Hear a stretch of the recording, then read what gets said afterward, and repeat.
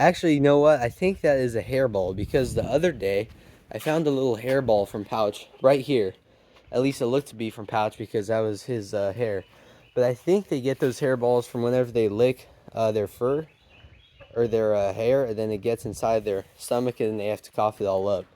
That's what I think, but yeah. The chickens, another little fun fact about chickens is that they have oil glands on their backs really close to their tail feathers, and that's what they, whenever they're preening themselves, making their feathers clean and looking nice, they reach back there and then they spread that oil all over their feathers towards the front, the tail, the back, under their chest,